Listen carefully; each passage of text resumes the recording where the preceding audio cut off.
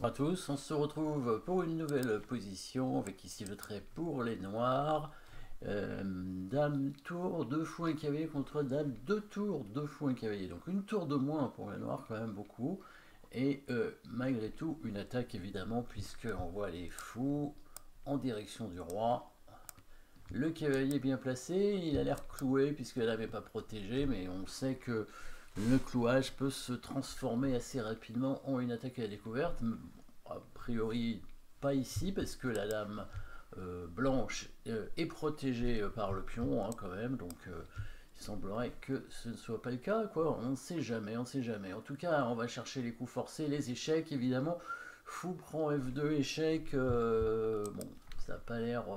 Quoique, s'il prend du roi, évidemment, il y aurait une fourchette, évidemment, mais il prend de la dame. Et si on fait échec avec le cavalier, et ben, il prend le cavalier.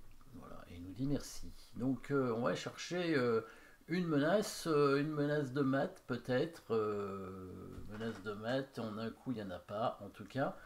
Il n'y a pas de menace de mat a priori directement. Par contre, il y a l'attaque de la dame et comme on l'a dit, la dame blanche est protégée, mais le cavalier pourrait venir l'attaquer, le cavalier ou une autre pièce. Mais le cavalier, étant donné que ça pourrait permettre peut-être une attaque sur ce pion derrière, hein, si jamais il vient ici pour attaquer le pion, attaquant la tour aussi. Sauf que évidemment la dame noire est attaqué, il n'est pas protégé.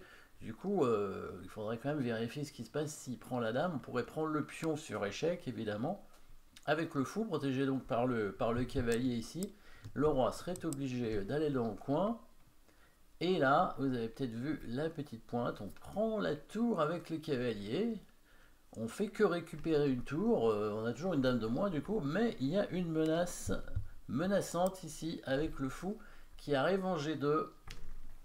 Regardons ça après cavalier D3 ici. S'il prend la dame, on prend le pion sur échec avec le fou et on prend la tour et la menace de mat est imparable. Il ne peut rien faire pour éviter le coup fou G de mat. Joli, avec 3 pièces mineures, il arrive à bloquer le roi. Du coup, ça veut dire que les blancs peuvent pas prendre la dame, parce que c'est forcé après fou pour F2 évidemment. S'il bouge sa dame, disons en H4, on va simplement prendre le pion sur échec et prendre la tour avec le fou, sachant que le fou qui voulait prendre avec sa dame ne peut pas être pris à cause de la fourchette. On conserve l'attaque, on a récupéré toutes les pièces.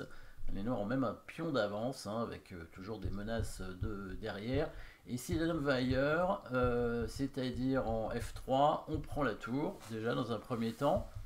Il vient, il doit bouger sa dame pour évidemment peut-être attaquer le cavalier, ça peut être une bonne idée. Et là, on le cavalier, il n'a pas beaucoup de cases. Il pourrait venir en G2, mais bon, c'est quand même un peu triste. Après, il est bloqué. Ici, on va faire un bon coup parce qu'on crée toujours une attaque, étant donné que lui, il n'est pas du tout développé avec sa tour bloquée, le fou bloqué aussi. Même l'autre fou, finalement, les pièces blanches sont mal placées, vraiment. Le fou, les deux fous sont bloqués, la tour qui reste est bloquée aussi. Et là, un petit coup qui va permettre l'arrivée des pièces en attaque. Vous pouvez le chercher, il est pas mal, c'est un joli coup. Il y en a deux possibles en fait, avec la même idée. Donc l'idée c'est d'amener la tour en attaque, mais en même temps la dame. Donc on met la dame en D7, on pourrait la mettre en C8 aussi.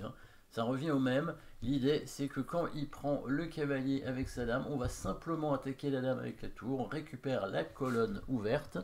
Il n'a pas beaucoup de cases avec sa dame, il est obligé d'aller en D1, sinon il peut donner son cavalier, mais on le prend, et puis on continue avec l'attaque. Et là, on amène simplement la dame en F5 pour menacer mat en deux coups, avec dame prend pion, suivi du mat en G2. Le pion est cloué, donc il n'y a rien à faire ici. La dame blanche ne peut pas vraiment intervenir à cause du mat du couloir. Sur le coup de cavalier ici, vous avez évidemment vu le bon coup pour les noirs. On prend le cavalier, voilà, ici il reprend, c'est le fameux mat du couloir ici derrière, donc position assez intéressante évidemment pour les noirs. Peut-être le seul coup, c'est quand même le coup de cavalier ici en E4, et ensuite peut-être le fou, mais bon, ici il met son fou, il va le perdre, parce qu'on peut avancer le pion d'une case, évidemment.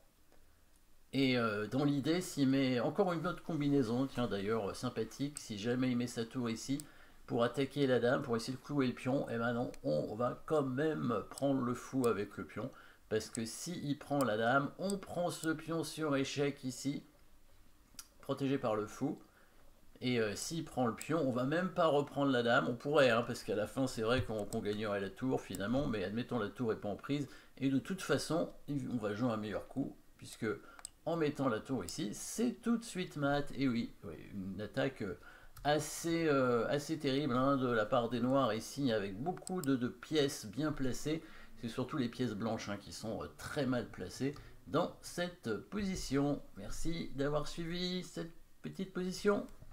N'oubliez pas de vous abonner et à très bientôt.